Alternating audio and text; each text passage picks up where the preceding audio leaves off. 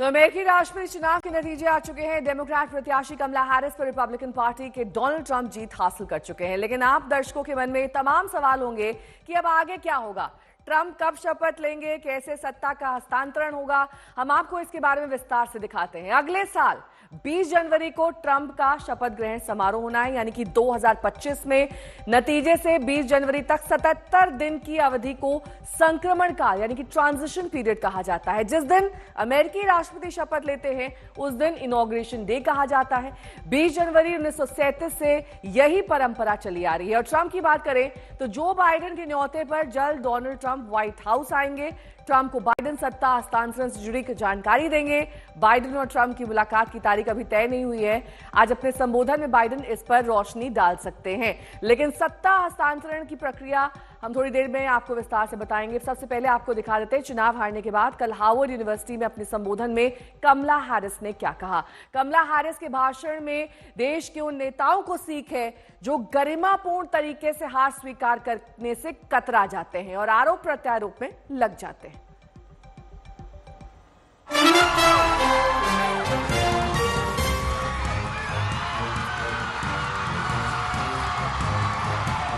अंदाज वही था, चेहरे पर भी वही भाव रखने की कोशिश, लेकिन करारी हार के बाद भी चेहरे पर मुस्कान बनाने में कमला हैरिस को खासी मशक्कत करनी पड़ रही थी। Good afternoon.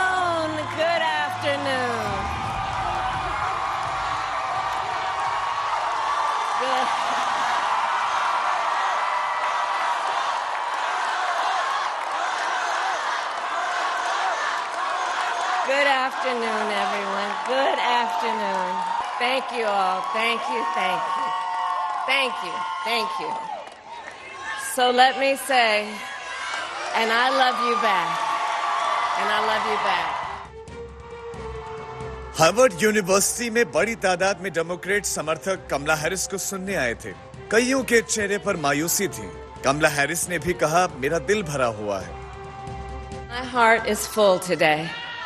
My heart is full today, full of gratitude for the trust you have placed in me, full of love for our country, and full of resolve.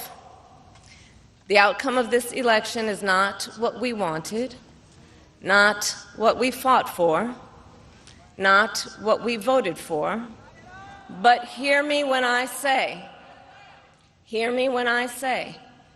the light of America's promise will always burn bright. कमला ने समर्थकों से कहा कि हमें नतीजा स्वीकार करना चाहिए। यही महान लोकतंत्र की परंपरा है। उन्होंने बताया कि वो डोनाल्ड ट्रंप को फोन कर जीत की बधाई दे चुकी हैं। Must accept the results of this election. Earlier today, I spoke with President-elect Trump and congratulated him on his victory. I also told him that we will help him and his team with their transition, and that we will engage in a peaceful transfer of power.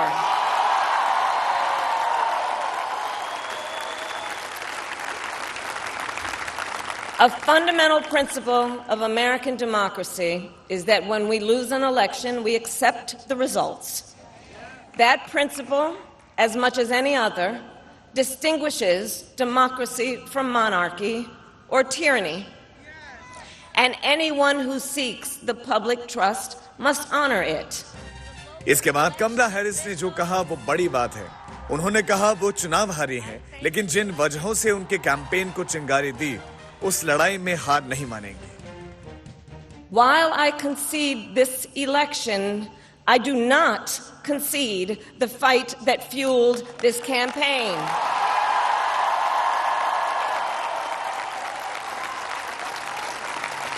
The fight for freedom, for opportunity, for fairness, and the dignity of all people.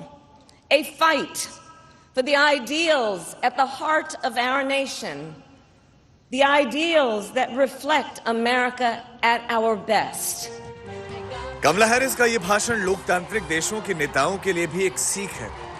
चुनावी हार के बाद आरोप प्रत्यारोप में उलझने की जगह उसे गरिमापूर्ण तरीके से स्वीकार करना ही एक स्वस्थ लोकतंत्र की निशानी है।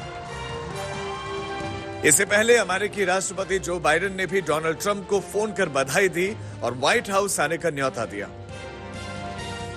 अब प्रेसिडेंट ट्रंप जो है वो वॉशिंगटन डीसी आएंगे, वो प्रेसिडेंट बाइडेन से मिलेंगे और एक उनकी कैंपेन का जो अब नाम है वो उनकी ट्रांजिशनल टीम उसे नाम दिया जाएगा और वो बाइडेन की टीम के साथ मिलके एक जो नेसेसरी फॉर्मेलिटीज है वो कंप्लीट करेंगी ताकि एक कॉन्टिन्यूटी ऑफ एडमिनिस्ट्रेशन चलता रहे अप अंटिल जनवरी 20 और उसके बाद शपथ ग्रहण के बाद प्रेसिडेंट ट्रंप अमेरिका के 47 प्रेसिडेंट बन जाएंगे।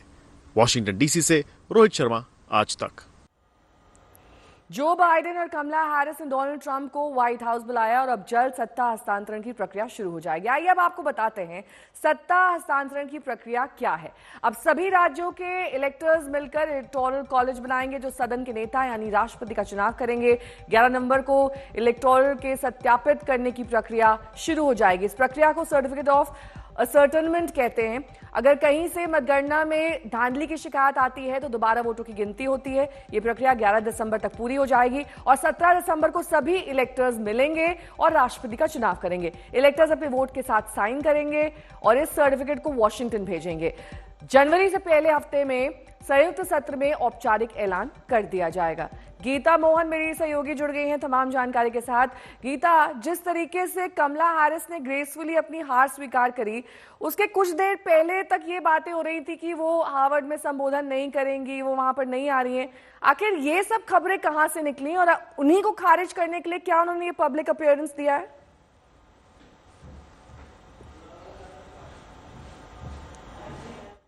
जिस रात क्लैरिटी आने लगा